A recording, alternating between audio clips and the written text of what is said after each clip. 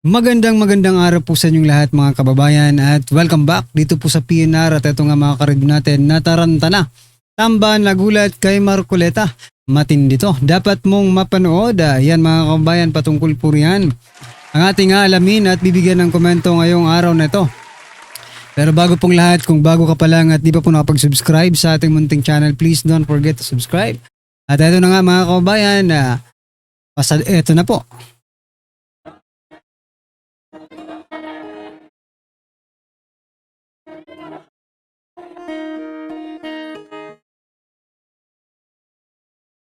So yan mga kababayan, eto pasadahan po muna natin ang mga nagte-trending na mga balita dito po sa mundo ng social media at unahin nga po natin itong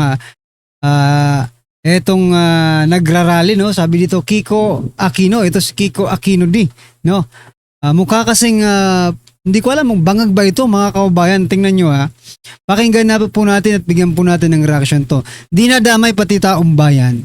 Dapat lang na magalit ang taong bayan kay Sara Duterte sa Senado, sa Korte Suprema at lalo na sa Presidente sa Malacanang nagsasabing hindi nakakatulong ang pananagutan sa kahit sinong Pilipino. Dapat tayong magalit! Dapat daw tayong magalit. Magalit kayo. Mukha ka namang bangag dyan sa pagsasalita mo, di ba? Magalit ka. Wala namang sa'yo. Wala namang problema nga kung magalit ka. Basta wag mo lang idadamay pati yung taong bayan. Di ba? Ang problema sa sinasabi ninyo, pati taong bayan ay isinasali ninyo. Kayo lang naman ang galit kay Vice President Sara Duterte. Di ba?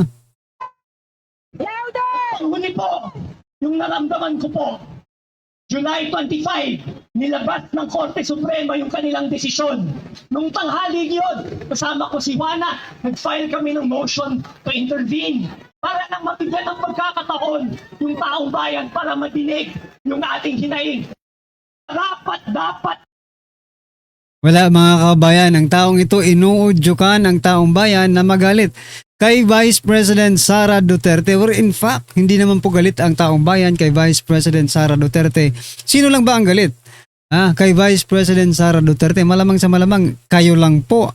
Sabi dito kayo lang, walang taong bayan. Kayo lang po, sila lang ang galit kay Vice President Sara Duterte. Anyway, ano po ang inyong masasabi dyan? Ito, pasadahan din po natin itong balita mula po sa ABS-CBN News. Nako, eto mga kabayan, eto. Sabi po dito, look, now. President Ferdinand Marcos Jr. arrives here at Marikina to inspect the Pasig Marikina River Channel Improvement Project. Yan mga kabayan, di ba? Yan photo ops na naman. Alam niyo po ba kung bakit? Sabihin ko na ba? Ito, ang opinion ko kung bakit palagi na pong nag-inspect, 'di ba? Nung mga nakaraang taon hindi naman nag-inspect Si President Bongbong Marcos Jr. Pero ngayong taon na ito, parang sunod-sunod po ang inspeksyon na ginagawa ng ating presidente. Is it really tawag dito, yung nakakaintindi ba siya niyan, 'di ba? I mean, siya ba yung expert pagdating po dyan sa mga engineering na yan? Diba? Kasi mga engineer po dapat ang nag-i-inspection yan. Diba mga kabayan? Ano naman ang kaalam-alam, no? Ano naman ang alam kung sa Baguio nga, walang alam Diba? Kung yung sa GSIS, wala ring alam Ito pa kayang infrastructure to mga karibin natin, mga engineer po dapat ang nag-i-inspection nito. Pero ito pong opinion ko mga kabayan kung bakit ginagawa nila to. Kung bakit gusto nilang ipakita sa taong bayan na ganito po ang ating presidente, di ba? Yung nakaraang survey po, tumaas ang ratings ng ating Pangulo at sinasabi po nila dahil tumaas daw ang ratings na yon sapagkat nakikita po ng taong bayan na nagtatrabaho ang Pangulo. So eto na nga yun. They want to justify yung ratings na yun, kaya ito, panay po sila ng photo ops, inspection, where in fact, hindi naman po sana trabaho yan ng presidente, trabaho po sana yan ng mga expert because the president itself no, is not expert pagdating po diyan po sa mga engineering na yan. Hindi ko lang alam, baka graduate po ng civil engineer ang ating presidente, di ba? Ano po sa palagay niyo mga kababayan ang inyong masasabi dito sa pag-iinspeksyon ni President Bongbong Marcos Jr.? Pakitang tao lang ba ito para sabihin, para ipakita sa taong bayan na siya ay nagtatrabaho? Anyway, ito pa mga kababayan, President Bongbong Marcos Jr. sabi dito, pag sinabing 50 na flood control projects pare-pareho, 150 lahat, 150 million lahat, imposible yan. Isiniwalat ni President Bongbong Marcos Jr. na marami umanong flood control projects sa bansa ang may pare-parehong contract cost. Base sa kanilang pag-aaral ng mga proyekto ng Department of Public Works and Highways mula 2022 hanggang 2025. 2022 to 2025. Mga kababayan, kailan po ba? Kailan po ba si President July 2022 hanggang 2025, di ba? Kailan po ba nagsimula maging presidente si President Bongbong Marcos Jr., di ba? June 2022, no? Itong mga proyektong ito under po lahat sa kanya, mga kababayan. Wala po sa nakaraang administrasyon kundi sa kanyang administrasyon po.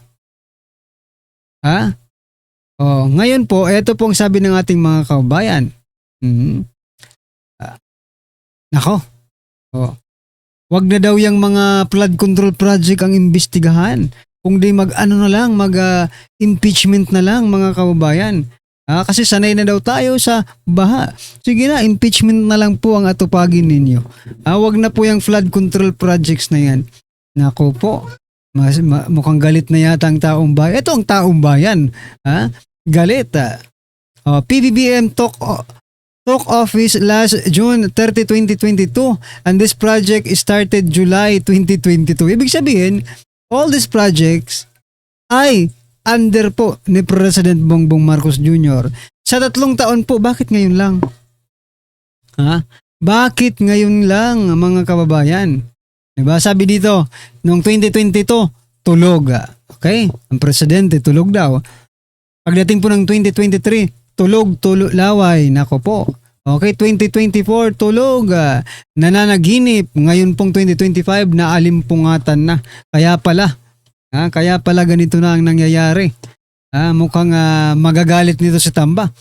Kasi iniimbestigahan na yung mga flood control projects na, nako po, na mga tonggrista.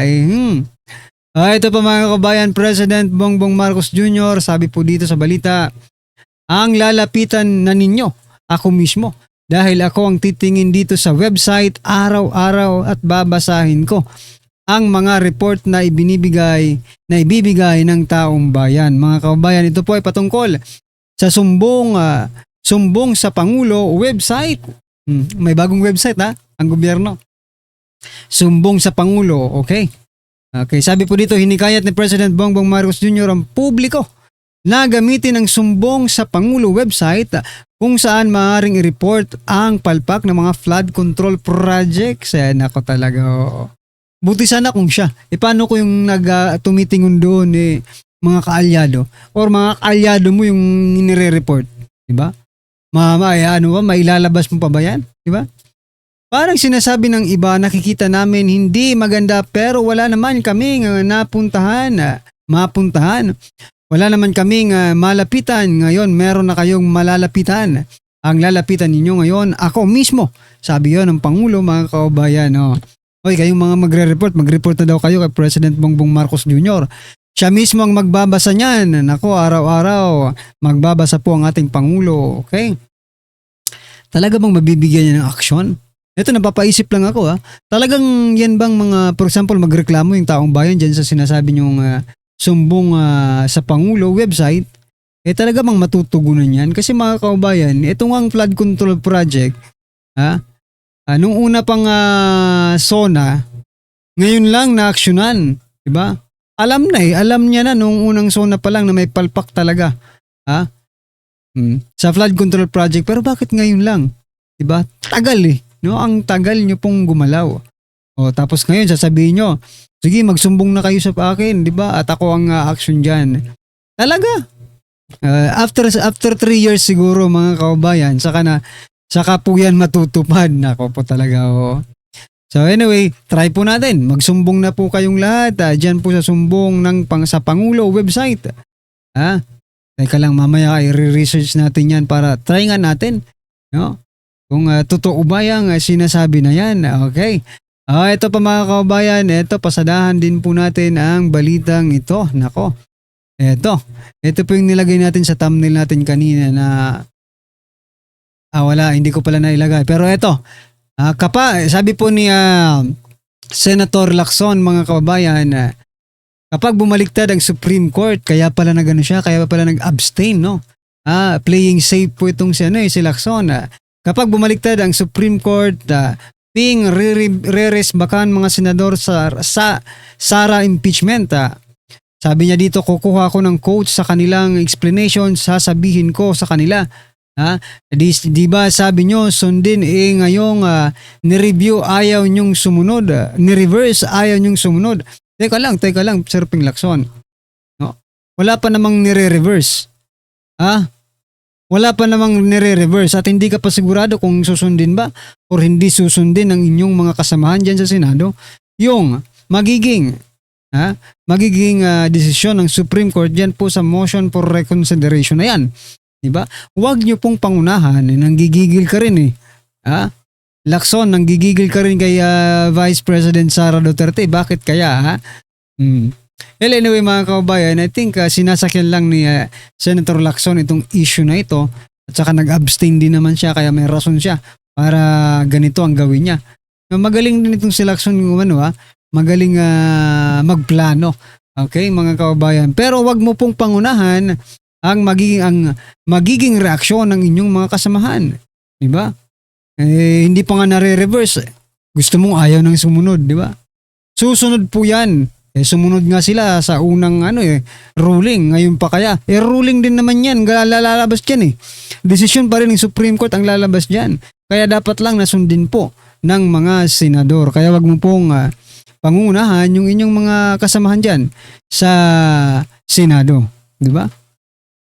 Ano po ang inyong masasabi dyan mga kababayan? I-comment nyo na lang. At eto, last po natin pag-uusapan. Ito si President, President Bongbong Marcos Jr. Playing with fire. Okay, sabi po dito ng spokesperson ng Chinese Foreign Ministry. We urge the Philippines to earnestly adhere to the One China principle and refrain from playing with fire on issues concerning China's core interests. Ito po mga kabayan ay patungkol sa pagbibigay ng komento ni President Bongbong Marcos Jr. Dito po sa hidwaan, sa tensyon sa pagitan ng China at Taiwan. Okay? Oo nga Ako, presidente naman natin yan, pero mga kababayan, dapat siguro mag-focus muna tayo sa sarili nating problema bago po natin problemahin yung problema ng iba. Diba? May problema nga po tayo sa West Philippine Sea with China. Tapos ngayon, makikialam ka pa sa problema ng Taiwan sa China. So, wag naman ganun. Parang ang lumalabas dito mga kababayan ay gusto mo talaga ng away. Ikaw yung ikaw po yung tropang na gustong maghanap ng away kahit wala namang dahilan para mag-away, di ba? Hayaan nyo na po sila. Let them solve their problems at isolve din ninyo yung problema ng Pilipinas dyan sa West Philippine Sea. Ngayon, kung ginagatungan mo po ang Taiwan, malaking kaguluhan yan mga kababayan kung matutuloy ang na yan, di ba? Hayaan na po natin sila. Hayaan na po natin ang Taiwan at China at tayo po ay mag-focus sa sarili nating mga problema. Sa dami ng problema ng Pilipinas, pati problema ng Taiwan, gusto mo pang angkinin. Ako po talaga, mga kababayan. Anyway, ito mga karibin natin, pasadahan po natin ang video ito at bigyan po natin ng reaksyon. Ito na po. Bigyan natin ng reaksyon itong speech ni Senator Amy sa Senado kanina botohan kung saan ipinaliwanag niya yung boto niya na yes resounding yes. Yung motion ni Senator Marcoleta na i-archive ang impeachment case ni BP Sara. Hindi siya na-dismiss yung impeachment case. Kaya lang, parang wala na. Nabaliwala na. Diyan lang. Kalimutan na lang. So, grabe. Ito na yung pinaka most, to me, savage, matindi na birada ni Senator Amy laban sa kanyang pinsan na si Speaker Martin Romualdez. Tinawag niyang Baby Bunjing. Bunjing. So, hindi na tambalos-los ang pangalan. Bunjing na. Baby Bunjing. So, ito, pakinggan niyo ito. Talaga, tinagalog pa.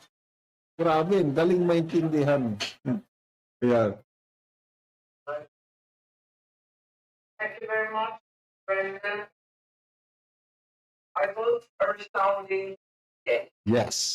Sa hinabang-haba kung pagsisilbi sa Kongreso, sa 12 taon na nanilitin kami, ang trabaho ng Kongresista sa pagkaalam ay maging sinakabanan sa kanila. Ito o kanilang ito.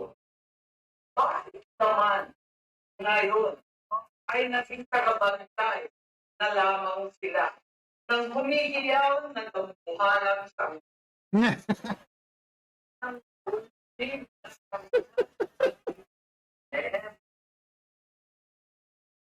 Kasi mga kaubayan, may pera po. Diba? May pera po dyan sa, sa pagbabantay ng sanggol na yan. Diba? Kapag ikaw ay sumipsip sa dambuhalang sanggol na yan, kapag ipinagtanggol mo ang dambuhalang sanggol na yan, malamang sa mga limang, mayroon kang reward na matatanggap. Diba? Grabe naman po itong mga pangyayaring ito. Hindi na pala taong bayan ngayon ang sinusunod ng mga tongrisa. Kung di ito na pong si dambuhalang sanggol na mga kababayan. Anyway mga karibin natin, ano po ang inyong opinion dito? I-comment nyo na lang po sa baba para at least alam po natin mga kababayan ang inyong opinion. Maraming salamat po. Please don't forget to like the video. Maraming salamat po.